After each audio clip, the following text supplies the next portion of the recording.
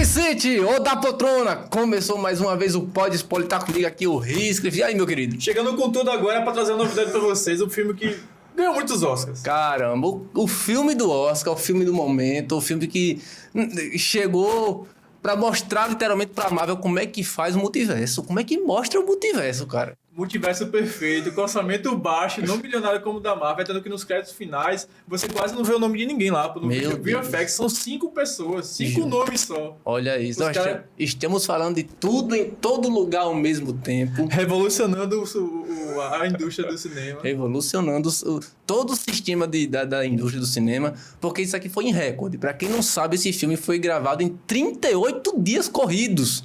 É loucura, até pra indústria do cinema é uma loucura. E até pros atores mesmo, muitos atores recusaram os papéis, acho que muitos se arrependeram, por causa desse tempo que eles não tinham pra ensaiar, pra ver questão de dublê e tudo. Então, nomes famosos recusaram os papéis e quem aceitou fez muito bem feito lá e o Oscar tá aí pra premiar a galera. É verdade, agora vamos falar aqui a verdade, porque esse filme chegou antes de Doutor Estranho no Multiverso da Loucura. Era ser um peixe para em teu livro.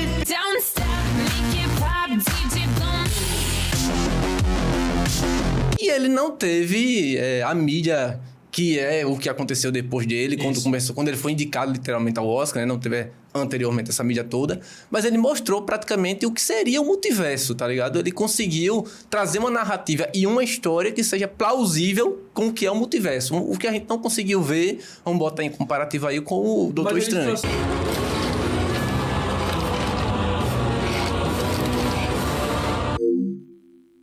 Era um multiverso, não compara com o Doutor Estranho, mas compara com Matrix. Sim, Tudo que é feito nesse filme, a comparação é Matrix. Boa. Porque é a Matrix realmente, porque eles até cenas, eles replicaram as cenas de ação, as cenas de aventura. Tudo que acontece em Matrix, até a escolha da pílula ali, tem no filme também. Verdade. Você pode escolher esse lado ou esse. Então, tudo é referente a Matrix. Então, o multiverso da Marvel é outra coisa. Eles desenvolvem bem feito. Literalmente outra coisa. Que eles desenvolvam dessa forma, por causa que, como a gente já falou aqui em podcasts passados, do público. Exato. Eu acho que o público teen não aceitaria tão bem esse multiverso do jeito que tudo e todo lugar ao mesmo tempo mostra. Pode ser justamente isso. A Marvel adaptou de uma forma que a gente não gosta, mas tem quem gosta. E uma coisa que eu acho maravilhoso nesse filme é porque tanto a história quanto a narrativa, elas se casam, né? Elas conseguem se encaixar. Roteiro. Alguns vão dizer, cara, é uma loucura, é frenético e tal. É verdade, tem um pouco disso. Sim, Pra quem não se ambienta a esse tipo de filme, eu confesso, assim que eu assisti, eu até falei sobre com ele também, a gente tem um grupo e tal do podcast, a gente tá falando quando assistimos o filme. Assim que eu assisti o filme, justamente essa edição meio louca, e no começo era um pouco arrastado, que tem um tom de o porquê é arrastado, né? E eu não gostei muito do filme. Eu achei ele bom, eu achei ele interessante e é explicável o multiverso. Foi o que eu primeiramente achei. Achei que o meu irmão ele não gostou de primeiro. Bicho, ele explica uma coisa pelo menos, cara. O multiverso.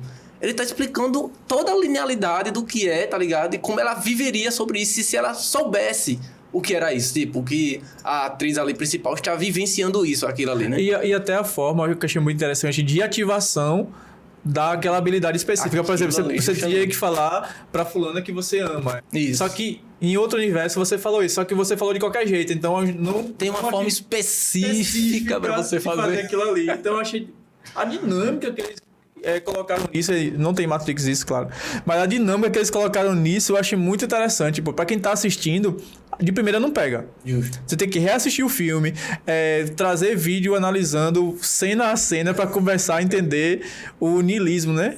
Que simboliza a rosca, os objetos em forma de círculo, ou aqueles olhinhos, tudo que tá ali no filme explicado, né? Eu achei maravilhoso, porque eu assisti da forma... A mesma foto foi recorde que eles fizeram em 38 dias. Eu assisti esse filme, eu acho que é recorde o quanto que eu já assisti esse filme Top Gun nesse ano. Foi um absurdo que eu já assisti. Que eu assisti com minha esposa, com meu irmão, com meus cunhados, com não sei quem, com todo mundo. Aí tive que reassistir pra fazer o podcast. Pra lembrar de algumas cenas, pra lembrar de algumas Mas assim, situações. é um filme pra poucos, porque a maioria das verdade. pessoas não vão gostar dos 10 primeiros minutos e vão parar de assistir e vai falar, vou assistir essa porcaria mais não. Então acaba que muitas pessoas não assistem até o fim, se limitam também, né? Justamente. Não é pra todo mundo esse filme, é o Oscar, ele sempre traz filmes pra gente que muitas vezes não vai em cartaz no cinema, a gente não tem acesso aqui no Brasil Justo. a esses filmes. É tanto que entrou em cartaz depois do Oscar. Depois que a premiação lá fez aquele auê todo que foi pro Oscar. Então, esses filmes realmente não é pra todo mundo. É o que eu disse já uma vez em casa, em estar assistindo e tal. Eu acho que quando ganhou o Parasita até. Parasita, né? isso. E eu disse, rapaz, o conceito do Oscar, logicamente que acaba ganhando em outras categorias, mas o conceito do Oscar para dar o filme do ano é um filme arte. Literalmente, é do arte, começo ao arte. fim. É o que foi para os artistas, para os diretores, para o público, como foi fazer aquilo, etc. Mas uma coisa que você falou agora, que a pessoa pode começar ali os 10 minutos, não gostar e tal, porque é meio arrastado, isso tem um porquê. Isso na narrativa é maravilhosa e é uma das coisas que eu fiquei absurdo. Para quem não sabe, literalmente, para quem não entendeu a lógica, principalmente da narrativa dentro da história, é literalmente a jornada do herói. Isso Que é a mesmo. dona da lavanderia, né? Que é a Por isso que a Michelle gente Yeoh. compara tanto com filmes de super-heróis, cara. Justamente.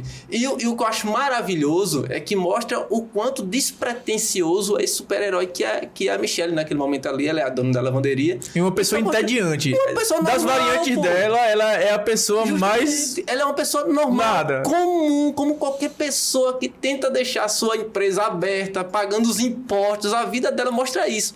E é chato nos primeiros momentos pra quem não quer desenvolver a história e quer saber o porquê aquilo começa primeiramente daquela forma. Tá ligado? Então, mas como esse filme eu não assisti no cinema e as pessoas, já vi muita gente falando bem desse filme, eu já tava curioso pra saber. Então, nesses primeiros 10 minutos, 15 minutos, eu não tava entediado. Eu tava só curioso pra o Sim, que ia sim. acontecer, porque já tinha visto tanto... Não tomei nenhum spoiler, Sim. mas já tinha visto tanto review, já tanta gente já comentando sobre esse filme, que eu falei, não, eu vou aguentar esses 10 primeiros 15 minutos aqui, até porque tem que ter uma base, pô. Não pode chegar já naquela... Já pensou, primeira cena, aquela monte de loucura lá, com... Bicho, ninguém ia entender nada mais ainda, né? E o que é bom, eu acho, e que eles conseguiram fazer isso na narrativa até pra gente entender. Primeiramente, eu não entendi o porquê, tá ligado? Que precisava ser ativado e tal. Mas eu achei muito interessante quando ele traz a lógica de que eu estou aqui e consigo pegar uma habilidade, uma variante minha em outro universo. Isso. Tá ligado? Naquele momento que eu preciso de risco e tal, que eu estou aflito, eu posso aprender Kung Fu. Ativar. Porque eu posso me ativar aquela outra variante. Bicho, isso é maravilhoso. A Marvel precisa implementar isso nos seus filmes. Tá chegando logo. Eu desisti da Marvel, agora eu tô contando a torcida pela DC. Tchau, Marvel, eu não vou assistir esse filme de vocês mais esse ano. Mas é um filme sensacional, cara. É uma coisa, assim, que você pode não dar nada praticamente, mas é um Verdade, filme verdade. muito bom de história. O que eu praticamente. gostei de história, o roteiro é maravilhoso. A Avatar poderia pegar 10% desse roteiro e fazer um filme belíssimo. Pelo amor de Deus. Contratem os roteiristas. Mas o que eu gostei mais ainda foi que toda vez que trata alguém asiático, sempre eles pegam e ativam comédia, luta. Sim, sim. Sempre algo caricato. Sim, sim. E dessa vez até começa um pouco caricato, mostrando uma vida lá comum e tal. Mas depois, cara, traz pra um drama, traz pra ação de uma forma que você não vê em outros filmes. Claro que Jack Chan atingiu muita gente, né? Alcançou, elevou o país, o cinema e tal, o Jet Li também. Mas, tipo, a forma que esse filme é tratado, desde Parasita, que a gente vem tendo mais costumes Coreia do Sul também. Mas, bicho, é muito diferente, pô. Como é que você imaginaria ganhando como melhor ator um filme asiático? Justamente. Pois é. Quase nunca. A indústria não é que está mudando, é que precisa mudar, tá ligado? A gente vê filmes muito bons sendo Mas feitos, não tá dentro da caixinha de Hollywood. Mas aí é o que eu acho, a indústria tenta mudar, trazendo esses filmes pra gente, mas o público não muda. Também entendi. Cara, eu queria ter assistido esse filme no cinema. Eu queria ter assistido esse filme no cinema, mas as pessoas não se interessam por esse tipo de filme. É uma coisa interessante, porque foi um dos poucos filmes que tanto os críticos, né, quanto O o público em público. si, eles deram uma nota que foi totalmente ali iguais, vamos dizer, paralelas. Verdade, as notas ali, tá verdade. ligado? 80 e alguma coisa, outra é 90 e poucos. Então, tanto os críticos quanto o público achou isso, É bem equilibrado, né? tá ligado? E isso eu acho maravilhoso, porque eles conseguiram entregar algo. Por mais que seja, pode parecer um absurdo, tem hora que é frenético a edição, é verdade. Algumas pessoas, até eu conversando recentemente, me disseram que deveria ter ganho com melhor edição, Tem alguns filmes que eu acho que deveria ter ganho também, como Top Gun. Não, O filme sempre leva o tema família. Justamente. É o conflito pra se resolver. E é isso que eu acho maravilhoso nessa narrativa. O conflito pra se resolver é familiar. É uma coisa comum. Não precisa salvar o mundo pra se entrar dentro do multiverso e eu precisar ter habilidades e mostrar que aquele multiverso existe, vamos dizer assim, né?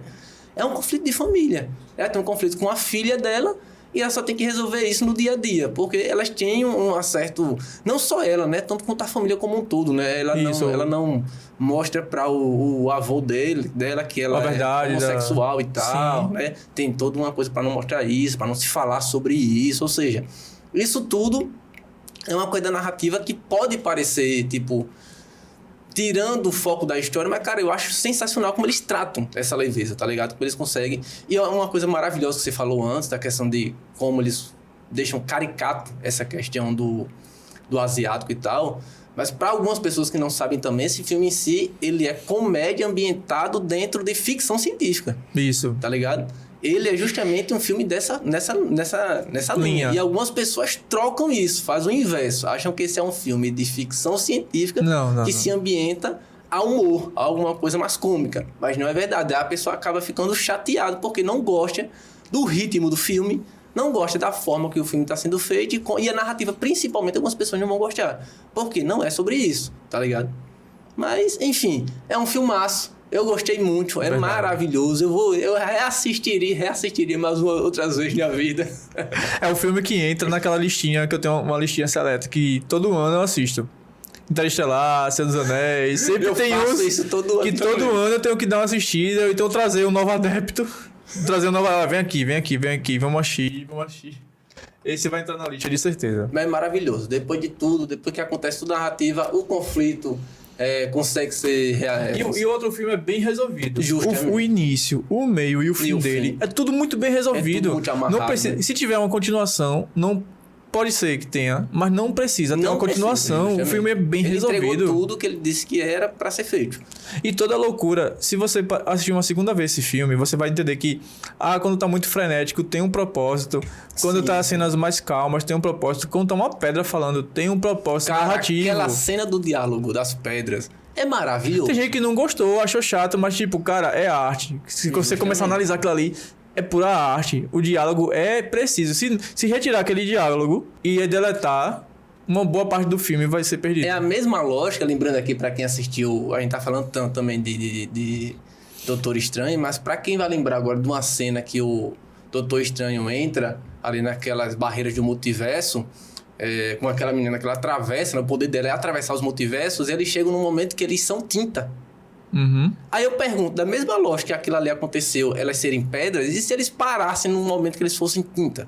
Isso. Como é que a Marvel ia trabalhar esse roteiro e essa história? É justamente isso. A Marvel não se colocou... A Marvel só pula. Justamente, só pula de cara. multiverso. Não parou pra dizer, bicho, vamos trabalhar alguma coisa aqui que pode ser experimentado pra gente mostrar o que é o multiverso. E todo lugar ao mesmo tempo mostrou isso.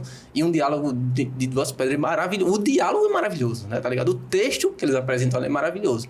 Mas é isso, gente. A gente fica por aqui. Sigam a gente nas nossas redes sociais. Fala aqui nos comentários se você já assistiu. Se a Michelle Yeoh merecia receber esse Oscar, porque pra mim ela merecia esse Oscar. Foi uma coisa absurda ela não ter recebido. Mas enfim...